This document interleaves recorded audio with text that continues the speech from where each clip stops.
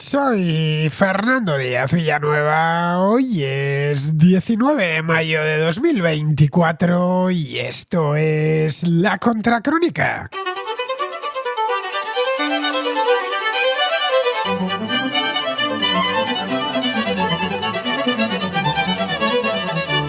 Bienvenidos a la contrarréplica, ya sabéis, la contrarréplica dominical, porque estamos a domingo, o al menos este programa se está haciendo el domingo, que luego lo podéis escuchar en cualquier momento de la semana, y tratándose de la contrarréplica dominical, casi en cualquier momento del año o de los próximos 3 o 4 años, porque son temas de fondo, temas interesantes, tanto hoy domingo, 19 de mayo, como el lunes 19 de mayo del año próximo o el martes 19 de mayo del siguiente. Esa es la ventaja de estas contrarréplicas de los domingos, que tratamos temas no alejados de la actualidad, en que digamos vinculados o enganchados con ella, pero que nos sirven durante mucho más tiempo, vamos, estos temas de fondo tan interesantes. Bien, si queréis participar os doy el número porque traigo unos cuantos temas y voy a procurar pasar como mínimo 5, que la semana pasada ya me quedé corto y la última vez también. Así que voy a abreviar esto con lo más posible, dándoos el número de WhatsApp, que es el 690-827909, 34 adelante, importantísimo, si no es difícil que me llegue, sobre todo si estáis fuera de España, y son muchas las notas de voz que me llegan de fuera de España. Y respecto a la duración del mensaje, de la nota de voz, en este caso, no me lo escribáis porque no lo voy a leer, tiene que ser una nota de voz grabada con vuestro teléfono. Le dais al microfonito y lo grabáis. Los micrófonos de los teléfonos son muy buenos, así que no temáis. Lo único que os pido, eso sí, que no haya mucho ruido de fondo. Vamos, que si estáis en la calle, evitadlo, o si estáis en un lugar muy ruidoso. Es mejor, no hace falta un estudio, pero es mejor que ni ningún sitio acondicionado para el audio, pero es mejor que estéis en un lugar silencioso, porque así, aparte de que podréis estar más tranquilos y concentrados exponiendo vuestro tema, vuestra duda, vuestra pregunta, vuestra reflexión, todos, no solo yo, sino toda la comunidad, lo escucharemos mucho mejor. Bien, pues dicho esto, pasamos ya a la contrarréplica.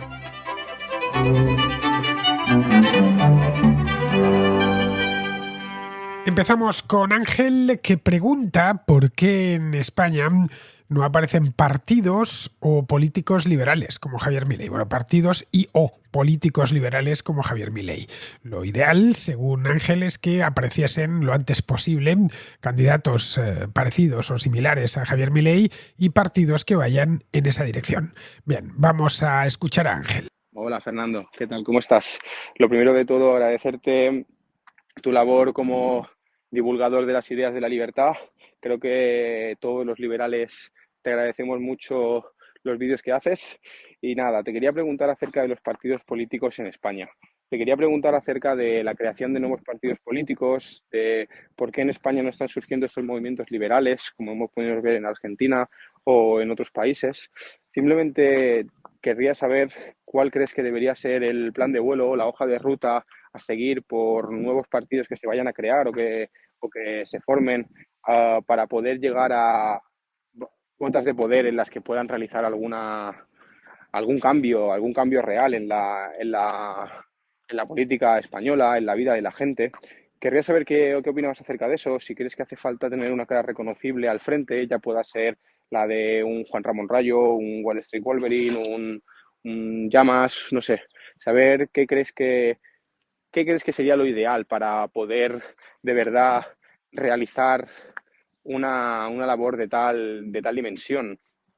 Porque claro, llega un momento en el que uno se cansa de esperar a ver si llega aquí también un Milei, a ver si llega aquí un Milei y saca toda esta panda de vamos a llamarlos ineptos de la política española, y de verdad entra en la política gente que valga, gente que sepa, gente que quiera cambiar las cosas, que quiera cambiar las cosas a mejor, que de verdad busque un bien común y reduzca el tamaño del Estado y nos deje vivir a todos un poquito más tranquilos.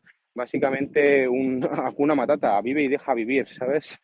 Simplemente quería saber un poco tu opinión acerca de qué pensabas acerca de esto y bueno, incluso si tú te animarías a hacer algo así, en plan empezar un nuevo proyecto en el canal, si te animas a empezar a hacer pequeñas reuniones, a ver cómo puede salir esto, ya sea en los directos que haces en Twitch, juntarnos y hablar de ideas de la libertad y ver cómo se podría crear un nuevo partido político. Sé que hacen falta diferentes firmas para fundarlo, X dinero y todo esto, pero bueno, creo que al igual puede ser un proyecto interesante y ahora que tenemos el éxito de Milei en Argentina, creo que puede ser un buen tirón para empezar uno en España y a ver si podemos llegar a cambiar algo. Nada, simplemente agradecerte tu tiempo y si en algún momento se puede echar una mano con algo, aquí estará mi hombro.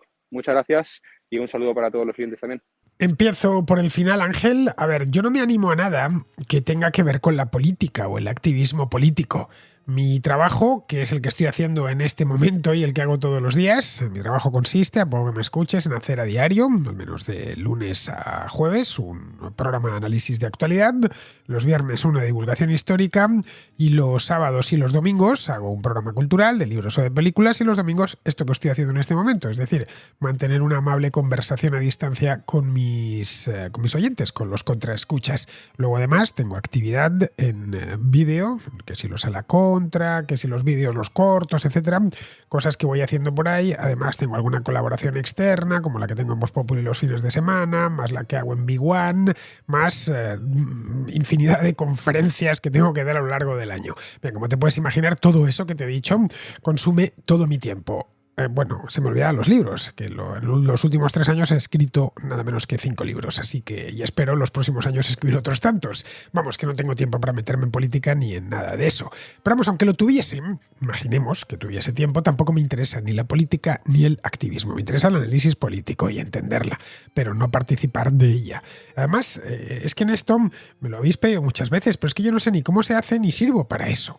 Hay que conocer, y esto es importante en la vida, las limitaciones que tiene uno mismo. Me encantaría, pues no lo sé, por ejemplo, pilotar un avión. Me gustaría muchísimo. Pero claro, luego sucede que cuando voy de pasajero, pues a poco que el despegue o el aterrizaje sean algo bruscos, se me ponen las tripas en la garganta. Así que imagínate lo buen piloto que sería un desastre. Me gustaría también tener una buena voz y cantar, pero no tengo buena voz, así que me conformo con canturrear en la ducha, sin que nadie me escuche, naturalmente. Es importante saber para lo que uno sirve y para lo que uno no sirve. Yo para la política no sirvo, y eso es algo que sé desde siempre. En un partido no sé cuánto sobreviviría, pero si llego a los 10 minutos ya sería mucho tiempo, así que me ahorro el disgusto. Además, tampoco sé cómo funciona eso. Nunca he militado en un partido y jamás me interesó hacerlo.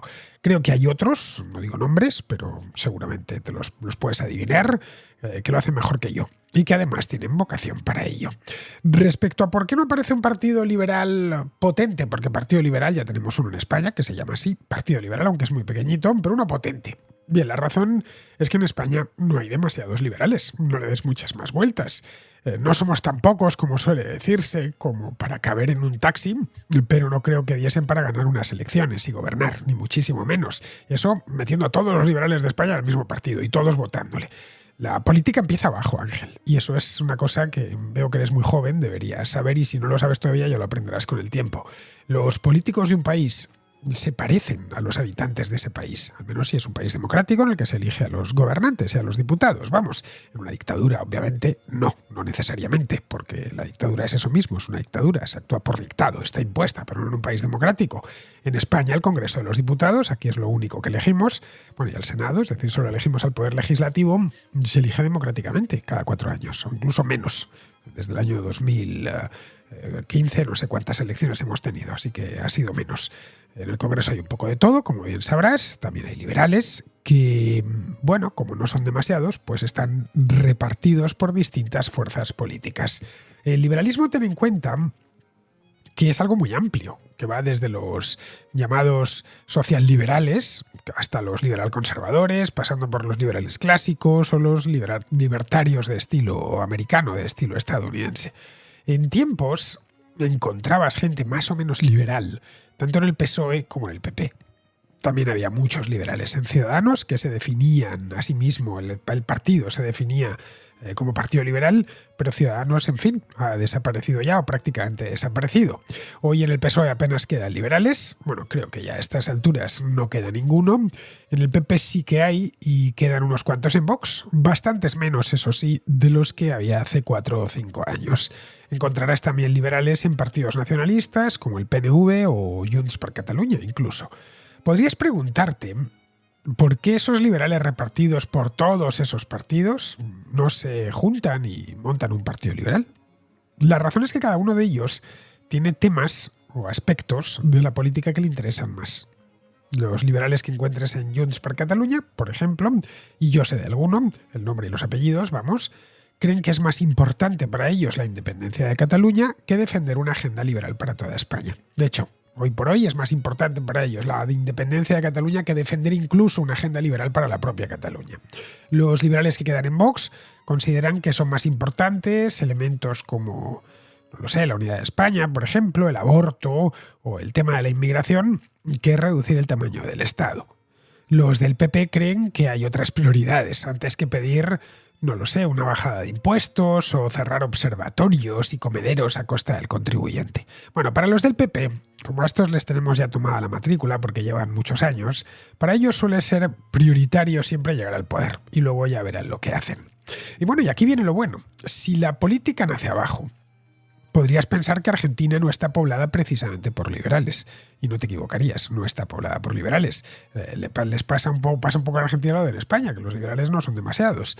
Los argentinos, de hecho, dieron a Alberto Fernández la mayoría. Año 2019, no estamos hablando del año 1970, 1980, sino de 2019, hace solo 5 años. Y se la estuvieron dando a candidatos en los últimos 20 años, pues como Néstor Kirchner o Cristina Fernández. Esto durante años, una mayoría tras otra. De hecho, en las elecciones de 2019, no sé si las recordarás, las elecciones presidenciales argentinas, había un candidato liberal llamado José Luis Espert, que se presentaba con una plataforma llamada Unite por la Libertad y la Dignidad. Bien, en aquellas elecciones, me he ido a mirar los resultados de Espert porque no lo recordaba, sabía que era poquito. Pero en aquellas elecciones, con un programa muy similar al que presentó Javier Milei en 2023, ese año, 2019, Espert obtuvo, tengo aquí el dato, 390.000 votos, 394.000, el 1,4% del electorado. Milei en diciembre del año pasado obtuvo 14,5 millones de votos y el 55,6%. ¿Significa esto que, así de golpe, de pronto, la mitad de los argentinos se han hecho liberales? Pues no, ni mucho menos, obviamente. Nadie se hace liberal y menos tantos millones de personas de golpe. Simplemente Javier Milei supo capitalizar la desesperación de muchos argentinos después de décadas de crisis económica crónica. Pudo haber sido otro, pero bueno, ahí Milei se las apañó para convencer a millones de argentinos de que el origen de la crisis es el Estado, que ha crecido demasiado y que, mediante impuestos y regulaciones, chupa la energía de los argentinos trabajadores y emprendedores. En esto que ha conseguido Milei no lo consiguió Espert hace 5 años. En la segunda vuelta recogió el voto de Patricia Bullrich, pero en la primera la tenía enfrente, es decir, ahí sí podemos decir que era un voto 100% mileísta. Bueno, aún así convenció a 8 millones de votantes. Podemos pensar, no, claro, pero esos 14,5 millones era sumando los de Bullrich. Bien, la primera no, pero tuvo 8 millones de votantes. Bien, ahí el factor Milei lo fue casi todo. Porque, como te digo, Espert, con un programa muy parecido, lo tienes ahí, puedes ir a buscarlo en internet, no llegó a los 400.000 votantes. Que se reproduzca en España esto de Milei, quien te dice en España, en cualquier otro país, en México, en Colombia, en Chile, en Perú y en cualquier país de Europa, bueno, incluyendo a la propia Argentina, que vuelva a suceder algo así en Argentina, es muy complicado. ¿Por qué? Porque se tienen que dar una serie de condicionantes que es harto difícil que se den todos juntos. Necesitas una crisis económica muy prolongada, no una crisis de 2-3 años, muy prolongada. Necesitas desesperación generalizada. Necesitas sentimiento también generalizado de fracaso. Necesitas preponderancia durante mucho tiempo de unas ideas concretas. En este caso, las ideas del peronismo en sus distintos sabores. Necesitas también un proceso muy avanzado de migración, de salida del país, de jóvenes bien preparados. Y por supuesto, necesitas, y esto no es menor, una personalidad tan arrolladora como la de Javier Milei. Bien, en España, Seguramente se me olvida o me he dejado unos cuantos condicionantes que te hacen falta. Pero bueno, con los que he apuntado aquí creo que son suficientes. Bien, en España no tenemos todo eso junto, así que puedes decir, bueno, aquí sí tenemos, qué sé yo, crisis prolongada. No, lo de España no es una crisis como la que arrastraba Argentina. Vamos, ni de lejos. Por suerte para nosotros, ¿eh? Lo mismo, no hay una desesperación que se palpe en la calle. No tenemos ni de lejos la tasa de pobreza que tiene Argentina. La preponderancia durante mucho tiempo de unas ideas concretas sí podría encajar ahí. Efectivamente, esa socialdemocracia insertada en lo más profundo de la mentalidad local, sí, claramente. Tampoco hay un sentimiento de fracaso tan acusado. Así que no habrá nada, como no se dan todos esos factores. No habrá nada como lo de Argentina. Luego se da además la circunstancia, y esto creo que también es importante, de que España no es una república presidencialista. El nuestro es un sistema parlamentario, una monarquía parlamentaria. Pero bueno, que si fuese una república parlamentaria, como lo es Italia o Alemania, sería lo mismo. Aquí no se vota directamente al Poder Ejecutivo. Si así fuese, el presidente del gobierno no sería Pedro Sánchez, sería Alberto Núñez Feijóo, ya que su lista fue la más votada en el 23 de julio del año pasado. No se votó directamente a Feijóo ni a Pedro Sánchez, pero bueno, que si nos llevamos los votos por listas a votos a candidatos, el gobernante sería el que hubiese conquistado el puesto de gobernante sería Feijóo. Pero no es así. Los primeros ministros en todos los sistemas parlamentarios, empezando por el más antiguo de todos, que es el del Reino Unido, los elige el Parlamento, por eso se llama parlamentario. Y eso no les quita legitimidad, ni un ápice de legitimidad, pero sí matiza mucho su autoridad. Javier Milei, López Obrador o Gabriel Boric o Lula da Silva pueden decir que ellos se presentaron a las elecciones, ellos en persona, poniendo su cara y su nombre en la papeleta. Y fueron elegidos por una mayoría más grande o más pequeña, pero desde luego superior al segundo, de ciudadanos que fueron allí y votaron personalmente por ellos. Al presidente del gobierno en España no se le elige personalmente. Se comete mucho el error, especialmente en Hispanoamérica, hablar el presidente de España. No, España no tiene presidente. Yo me harto de decirlo aquí. Tiene un primer ministro, el que se llama presidente del gobierno.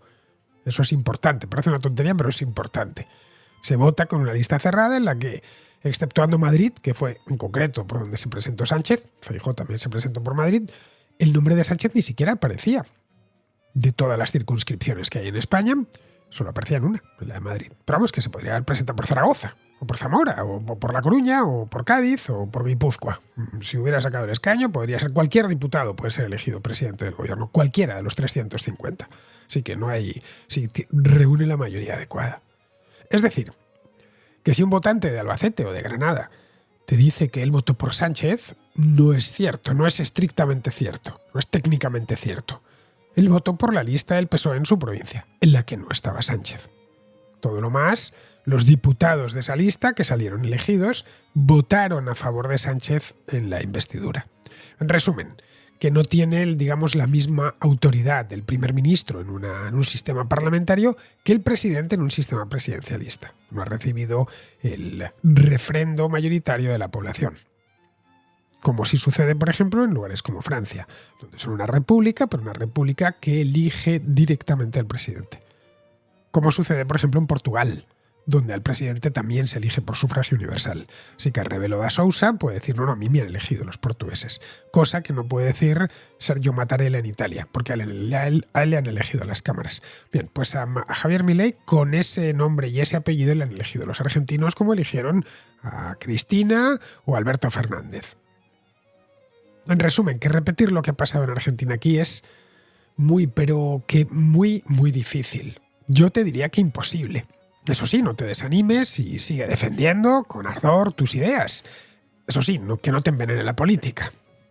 Ángel, hazme caso, que es muy mala.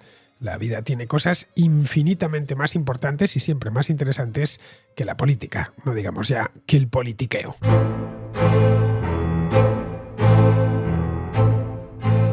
Seguimos con Johannes, nuestro queridísimo cubano que vive en Ecuador y que nos habla del Estado de Derecho. En primer lugar, felicitarte por tu nueva bicicleta. Felicitarte también porque la contrarréplica quedó muy bien. Hay dos temas ahí que yo quería que yo quería sobre todo tocar para sumarme al contraescucha Jorge de Colombia, que hagas un programa dedicado al Estado de Derecho. Fíjate que en la misma contrarréplica, uno de tus oyentes que participó habla de la deuda odiosa. Incluso la deuda odiosa al final depende de la determinación en torno al Estado de Derecho. Este es una categoría muy importante, Fernando, que tiene mucho que ver bueno, con los temas que tú tratas habitualmente, y que yo creo que tú le debes dedicar un programa para todos aprender. Es cierto lo que tú dices, es una categoría muy escurridiza, muy resbalosa, probablemente la más resbalosa en todo el derecho, pero además no le pertenece a una disciplina solamente. Ahí está derecho, ahí están los que se dedican a la política, ahí están los sociólogos, ahí está básicamente todos los ciudadanos, porque en definitiva a todos nos afecta o nos beneficia en alguna otra medida el hecho de que vivamos o no en un Estado de Derecho. Pero no hay manera de acercarse a esa categoría desde el punto de vista estrictamente teórico, porque sería un acercamiento incompleto.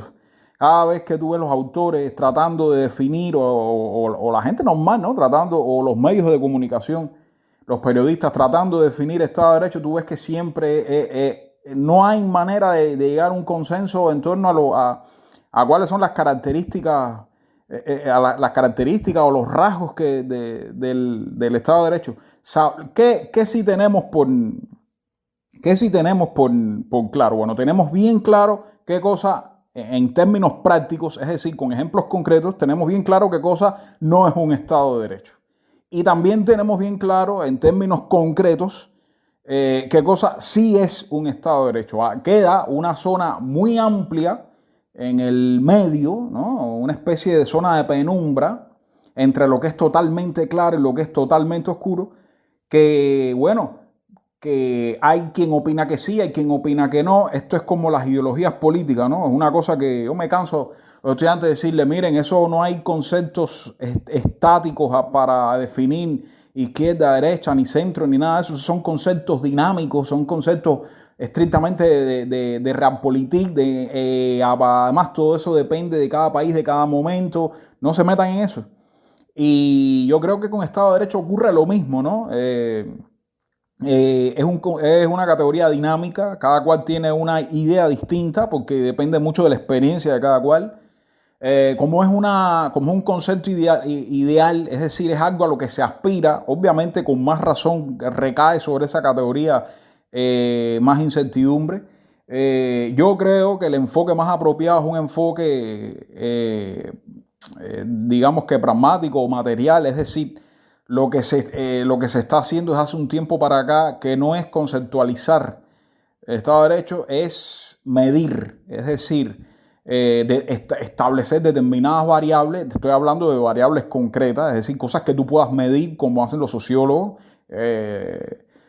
como se hacen estudios demográficos, que puedas medir sea con encuestas o sea con entrevistas a personas en específico. Hay varios proyectos a nivel global que hacen una especie de ranking de los estados de derecho y que para establecer esos rankings hacen entrevistas a determinados líderes de opinión o como sea, ¿no? En cada uno de esos estados. Y a partir de esas entrevistas tratan de llevarlo a un formato cuantitativo y a partir de ahí establecen un índice, ¿no? Y esto la gente creerá que no es importante, pero esto es muy importante porque por ejemplo, esto determina los fondos de inversión, el nivel de exposición al riesgo y por tanto determina el precio en el mercado de los bonos que emite un Estado. Determina, por ejemplo, el carácter legítimo o ilegítimo de la deuda odiosa, que era lo que estaba mencionando uno de tus escuchas. Determina muchas cosas si estamos si vivimos o no en un Estado de Derecho, que al final la cuestión no es esa. La cuestión es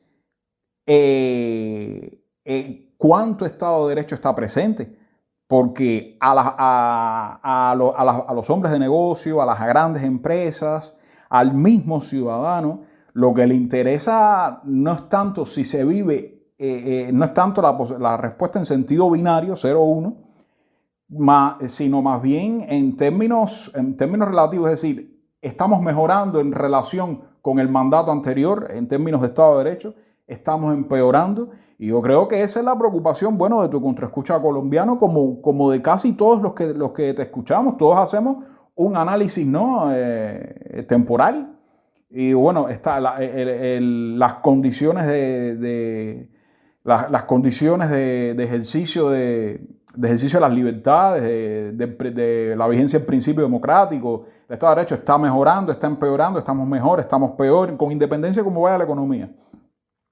Y yo creo, Fernando, que, bueno, yo en lo particular te agradecería que tú le dediques un programa completo a ese tema, que percibo que es, por ejemplo, que los españoles tienen una preocupación sobre ese tema. En cuanto a mí, bueno, ¿qué te puedo explicar? Prefiero más escuchar tu reflexión, tu estudio sobre el tema. Muchas gracias, Fernando, por escucharme. Otra vez me toma casi 7 minutos. Muchas gracias a ti, saludos a ti, a los contraescuchas. Pues mira, Johannes, yo encantado de hacer ese programa que propones. No sabría muy bien cómo encajarlo, tendríamos que hacer, porque en una contracrónica sabes que necesitas su gancho de actualidad. Y no es que el Estado de Derecho te dé muchos ganchos de actualidad. Sería un programa de teoría política, poco menos, o de derecho político. Pero bueno, podríamos hacer algo especial, a modo de regalo para el resto de contraescuchas. Pero a ver, yo solo lo hago si lo haces tú conmigo. Es decir, nos ponemos en contacto vía telefónica y tú sí que sabes de esto, desde luego mucho más que yo. Yo soy un simple aprendiz al lado de los que sabéis mucho de derecho político, como es tu caso. Así que, Johannes, si estás por la labor, yo encantado de hacer contigo un especial sobre el Estado de Derecho. Dímelo por WhatsApp y lo montamos, como he montado programas con otros contraescuchas. A mí la cosa que más me gusta del mundo es tener a mis contraescuchas haciendo radio. Sé que al otro lado tengo muchísimo talento y procuro explotarlo en la medida de mis posibilidades. Bien, seguimos con Ramiro, que es de México y que pregunta por el papel que juega Jerusalén en el conflicto entre Israel y Palestina. Hola Fernando, un saludo a ti y a todos los contraescuchas. Me gustaría conocer tu opinión sobre el siguiente aspecto del conflicto israelo-palestino que me gustaría comentarte. ¿Qué papel o cuán determinante crees que sea el hecho de que la tercera ciudad sagrada del Islam, Jerusalén, esté en manos de infieles, no musulmanes, de un Estado judío como es Israel? ¿Qué papel crees que pueda jugar eso en los sentimientos que levanta el conflicto israelo-palestino? Y la reflexión hago desde el siguiente aspecto. Hace unos días estaba recordando la situación que viven los pueblos rohingya de Myanmar, que están siendo desplazados por un estado mayoritariamente budista hacia otro estado de mayoría musulmana como es Bangladesh. Y sin embargo, es como si ese conflicto y esa situación con miles y miles de refugiados en campos que no tienen mucha diferencia de los que vemos en Gaza, ni siquiera se menciona, no solo en el mundo occidental, sino no veo prácticamente réplicas en el mundo islámico. Entonces me gustaría saber tu opinión sobre este aspecto. Traes dos temas, Ramiro, los dos muy interesantes y que dan para mucho, para muchísimo. Darían para una contrarréplica monográfica. Bueno, de hecho, ambos para varias contrarréplicas monográficas. El primero, respecto al papel que juega Jerusalén en el conflicto entre Israel y Palestina, pues es un papel fundamental, porque esa ciudad la quieren ambos bandos como capital para sus respectivos territorios. De hecho, piensa que no es casual que cuando se creó la Autoridad Nacional Palestina, como a raíz de los acuerdos de Oslo, los palestinos no colocaron la capital en otra ciudad, en Nablus, qué sé yo. La fueron a colocar en Ramallah, que era una ciudad muy pequeñita, pero cercana a Jerusalén. Está creo que a unos 20 kilómetros, una cosa así. Es decir, lo más cerquita de Jerusalén que fue posible. Luego, respecto a los israelíes, Ten en cuenta que los israelíes llegaron a Jerusalén en la guerra del 48. La idea de la ONU es que se convirtiese en una ciudad internacional, pero bueno, como se desató una guerra entre árabes e israelíes, los israelíes llegaron hasta las murallas mismas de la vieja Jerusalén, la ciudad histórica. El este de Jerusalén, o el centro, mejor dicho, centro y este de Jerusalén, pasó a formar parte de Jordania, mientras que el oeste pasó a formar parte de Israel. Esa es la razón por la cual edificios como el Knesset están en el lado oeste. Son edificios nuevos. La parte oeste de Jerusalén es una parte más nueva de la ciudad y es la parte de Jerusalén que se había quedado al oeste del armisticio, de la línea de armisticio de 1949. Bien, en el año 67, con motivo de la Guerra de los 6 días, los israelíes consiguieron tomar, también de nuevo en una guerra contra los países árabes, consiguieron tomar toda Jerusalén, amén de toda Cisjordania. El resultado es que cuando llegaron allí, la parte antigua de Jerusalén, que tiene un significado, como bien sabes, para el judaísmo muy acusado, decidieron que esa iba a ser no su capital, sino el centro mismo de su vida, no ya espiritual, que por supuesto, sino también política. El resultado para ellos, Jerusalén, es irrenunciable. De hecho, buena parte de los problemas que han tenido, que tuvieron cuando estaban negociando lo de Oslo, se debía al estatus de Jerusalén. Los israelíes no están dispuestos a conceder un estatus internacional ni, por supuesto, a transferirse a los palestinos. Pero es que los palestinos tampoco. Es decir, es uno de los escollos, no sé si el principal, pero de los principales. Como ves, el asunto da muchísimo de sí. La segunda pregunta que nos traes, esta pregunta que te haces de por qué los ataques sistemáticos que los rohingyas sufren en Birmania no concitan la misma atención que los palestinos de Gaza, de Cisjordania. Creo que esto se debe a dos razones. La primera es que Birmania queda realmente lejos, más de lo que pensamos. Tanto para ti como para mí, a pesar de que tú y yo ya estamos bastante lejos el uno del otro, tú en México y yo en España, es que nos quedan los dos lejísimos, tanto desde el punto de vista geográfico como, a ti te quedan prácticamente las antípodas, desde el punto de vista geográfico como desde el punto de vista cultural. Seguramente conozcas, y si te interesa este tema, seguramente conozcas la historia de Birmania y especialmente la reciente y, por supuesto, cuál es la capital y habrás seguramente estudiado algo la geografía del lugar, pero estarás conmigo en que la mayor parte de mexicanos pues no lo hacen y la mayor parte de españoles tampoco. Es decir, es un país que nos queda muy, pero que muy lejos. Y no solo en España y México, es que en el resto de Occidente sucede también. Es decir, hasta que esto empezó hace unos años, creo que fue en 2015, cuando empezó esto de los rohingyas, el genocidio rohingya, es que casi nadie en Occidente sabía que existían los rohingyas. Es decir, una comunidad de confesión musulmana en aquel país, que tampoco es, ya digo, es que sea muy conocido en Occidente, pues más allá, como mucho del Reino Unido. A los británicos les cae algo más cerca porque fue una colonia hasta 1948. Pero tampoco es que Birmania los británicos la tengan muy presente, como si tienen presente, qué sé yo, la India o Pakistán u otros lugares donde hubo colonias británicas, Singapur, qué sé yo, el propio Hong Kong. No. El país, a principios de los 60, tuvo un golpe de Estado comunista que cerró Birmania a cal y canto durante cosa de 30 años. Birmania era un país hermético, inaccesible desde el exterior, por lo que se fue olvidando. Luego la segunda es que los rohingya, que en su momento eran 1 millón dentro de Birmania, y la mayor parte ya se han tenido que ir a Bangladesh, carecen de los medios y del Departamento de Comunicación y de Relaciones Públicas que siempre tuvieron los palestinos en todo Occidente y especialmente en Europa. Si no sabes dónde está pasando algo, tu interés decae sobre ese algo. Si los perseguidos no sabes ni que existían hasta hace 4 días, pues decae todavía más. Si a esos perseguidos les cuesta llegar a los centros de decisión mundiales, pues la falta de interés es absoluta.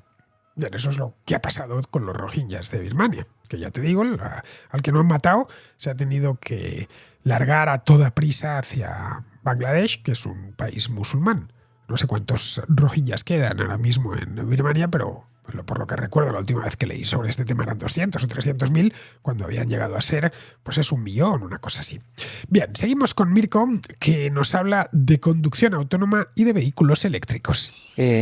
Oyendo al oyente de Córdoba, hay un detalle que no que noto que pasa por alto generalmente, y es que una de las ventajas del coche eléctrico es que está muy adaptado a la conducción autónoma. Y si bien la conducción autónoma en este momento es un juguete, pues es posible que la tengamos dentro de un tiempo.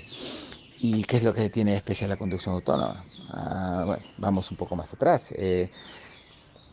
No tengo las estadísticas exactas, pero la mayoría de gente, pues, que tenemos un coche, lo tenemos uno por la autonomía y la libertad que nos da. Un ejemplo, yo vivo en una zona suburbana, a unos 15 minutos de la ciudad más cercana y a unos 20 minutos del sitio donde trabajo. Entonces, hay 4 autobuses al día o como mucho 6. No es, para mí, no hay forma de que yo pueda ir a trabajar o hacer cosas en la ciudad si no es con mi propio vehículo, si no quiero perder 3-4 horas en cada viaje. Y así pues bastante gente. Hay otra gente que tiene el coche porque bueno, así puede evitar estar viajando con otra gente.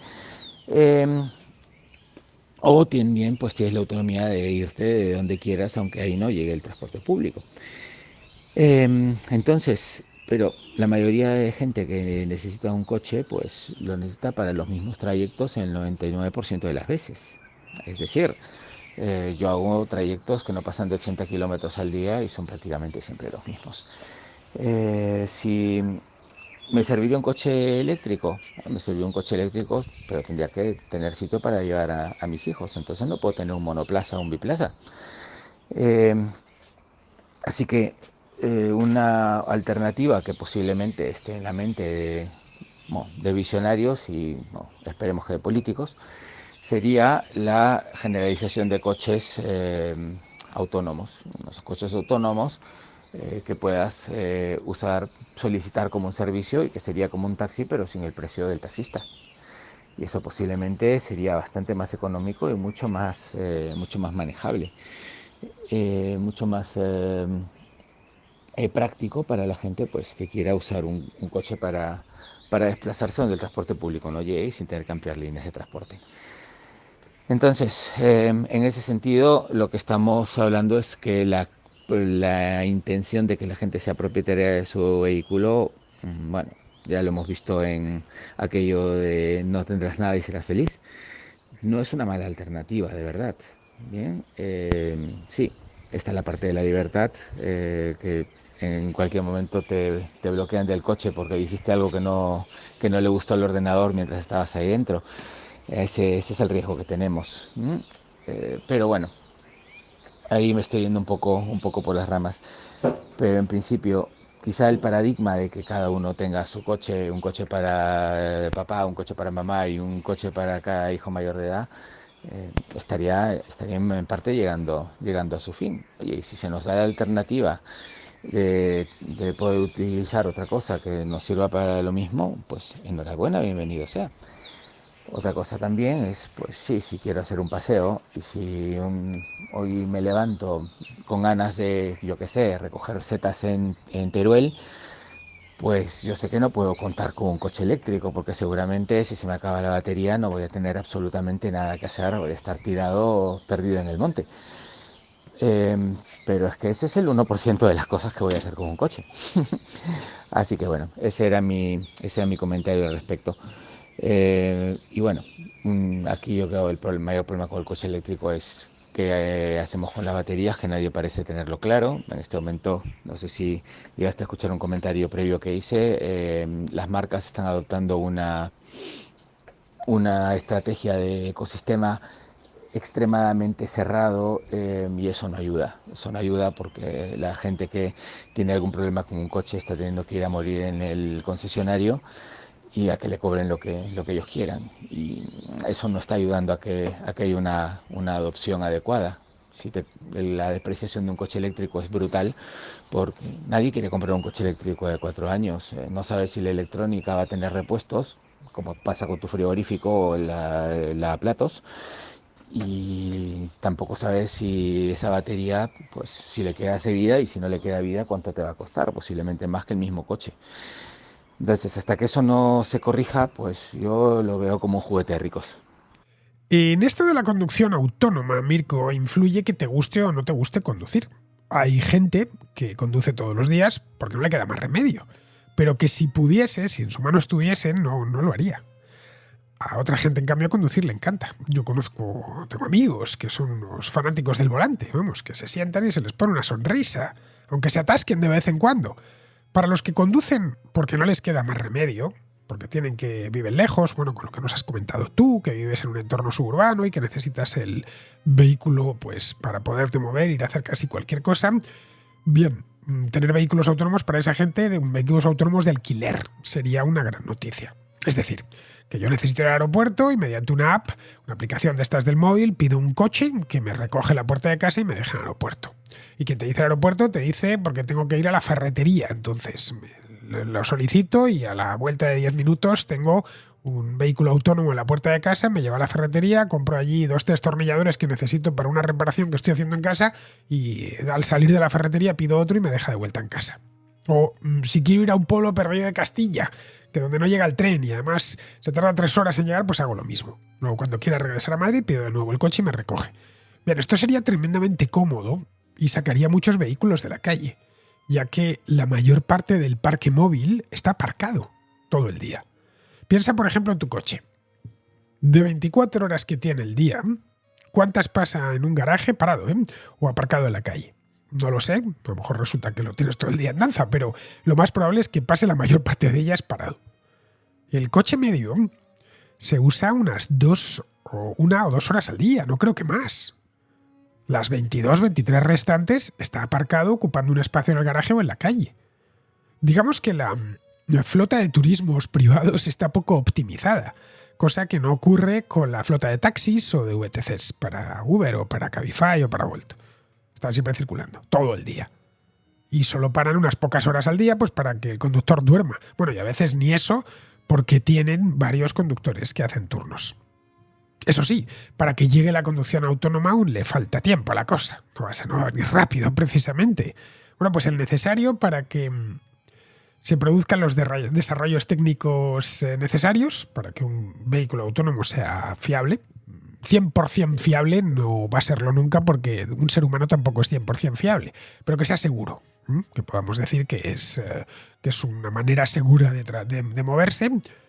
Y luego infinidad de cambios regulatorios. Hoy puedes tener el vehículo autónomo más perfecto del mundo, con tecnología extraterrestre, qué sé yo, pero no podría circular por la mayor parte, por no decir por prácticamente todas las ciudades del mundo, porque la ley lo impediría, porque exige que haya una persona al volante.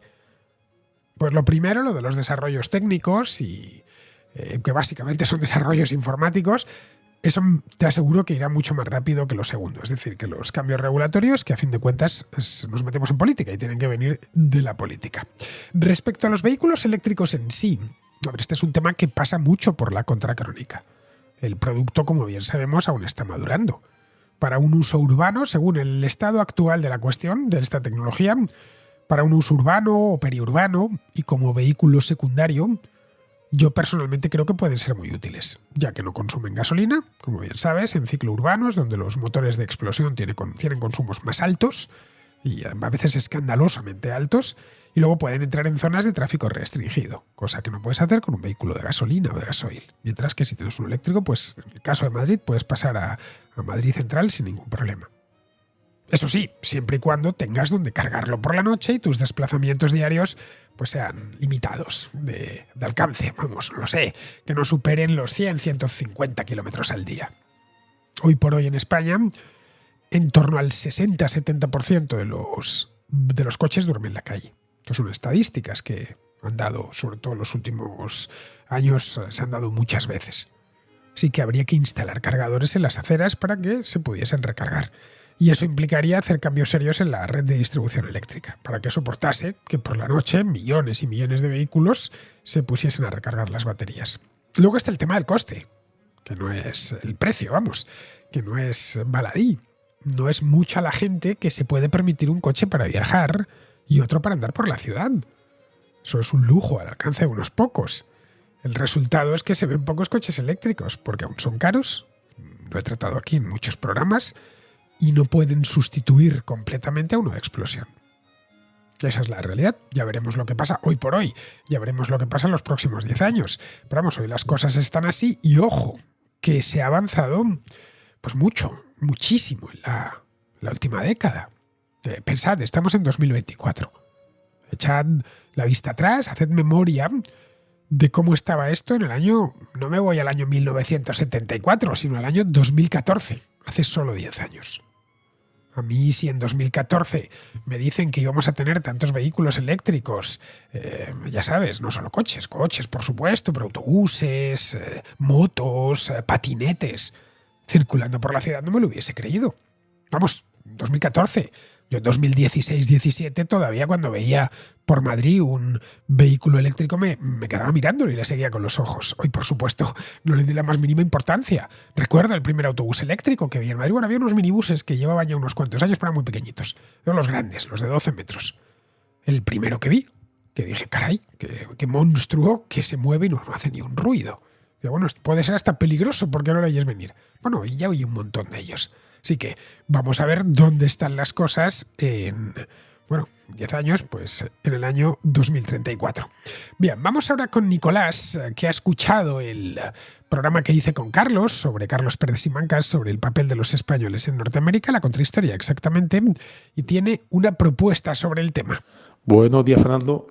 Saludos para ti, para toda la audiencia y para el paisano Carlos, que acabo de escucharlo en el programa que hiciste sobre los primeros años de las expediciones españolas en Norteamérica. Te acabo de dejar un enlace que es de una asociación de descendientes de canarios de San Antonio, Texas, que como bien sabes es la capital del estado de Texas y fue fundada por un cura canario, como bien dijiste antes. Y te quería hacer una propuesta porque es una cosa que me había comentado un amigo que es licenciado en Historia. Y me había comentado que al parecer durante la Guerra de Independencia de Estados Unidos los españoles combatieron al lado de los independentistas estadounidenses, americanos, bueno, de las 13 colonias, vamos a decirlo. Y me comenta que las tropas españolas desarrollaron un papel importantísimo en todo lo que era la parte del sur y el río Mississippi y todo eso. Y te lanzo el guante como propuesta para una próxima contrahistoria. Venga, muchas gracias y hasta pronto. Esa propuesta ya se ha convertido en programa, Nicolás. Lo hicimos Carlos y yo hace un par de semanas. Se titula, lo tienes archivo, se titula Lo que Estados Unidos le debe a España. Y la hicimos a principios de este mes, así que ya puedes ir a buscarlo en mi página web, en diazvillanueva.com o en iVoox o en YouTube, donde más te guste. Lo vas a encontrar en los 3 sitios. Y se llama así, se titula así, Lo que los Estados Unidos le debe a España, y abordamos los siglos XVIII y XIX, sobre todo el siglo XVIII, que fue cuando la corona española decidió declarar la guerra a Gran Bretaña, y eso se tradujo en el apoyo a los independentistas estadounidenses, vamos, a los padres de Estados Unidos, que todavía no se llamaba así. Respecto a San Antonio, esta ciudad tejana la fundó Fray Antonio de Olivares, que era un fraile, no era canario, era un fraile franciscano de Huelva, aunque eso sí, pasó a las Indias, a Nueva España concretamente, y allí el virrey, que se llamaba Baltasar de Zúñiga, le encargó que explorase el territorio de Texas, para que junto a una expedición estudiasen el lugar con vistas a fundar misiones que fuesen poblando aquello y frenasen invasiones del norte, no solo ya de indígenas, sino también de otros europeos que estaban empezando a instalarse en Norteamérica, especialmente franceses que se acababan o que se iban a instalar en muy poco tiempo en la Luisiana. Bien, lo que hizo Fray Antonio de Olivares fue hacer lo que le había encargado el virrey, sin más ni más, y empezó a fundar misiones. Una de esas misiones fue San Antonio de Valero, que es el actual San Antonio. El nombre se lo dio en honor a San Antonio de Padua, y lo de Valero era el título nobiliario de Zúñiga, que era marqués de Valero. Junto a la misión se fundó un presidio llamado San Antonio de Béjar. La misión de San Antonio es lo que ahora conocemos como el Álamo, y que hay un edificio muy famoso en la ciudad de San Antonio, el más famoso de todos. Luego estaba el presidio no era una cárcel, sino una especie de cuartel, que se llamaba San Antonio de Béjar, aquí está también en el mismo San Antonio. De nuevo era un homenaje a Zúñiga, que era natural de Béjar, en Salamanca. Para poblar la misión pidieron al rey en Madrid que enviasen familias. El rey ordenó que saliesen de Canarias y que llegasen a Texas vía La Habana. Pretendían enviar un total de 400 familias de canarios, pero al final fueron muchas menos. Las que llegaron se asentaron y fueron los primeros en poblar la misión, que terminaría mucho tiempo después transformándose en una ciudad, que hoy, por cierto, es bastante grande. No sé, creo que tiene 2 millones de habitantes, una cosa así, la ciudad de San Antonio, en Texas. Bien, queridos, 5 me han entrado. Al final he conseguido lo que me había propuesto. Queridos, con esto termina ya la contrarréplica de hoy. Espero que os haya gustado y yo, entre tanto, me despido de todos vosotros. Hasta mañana.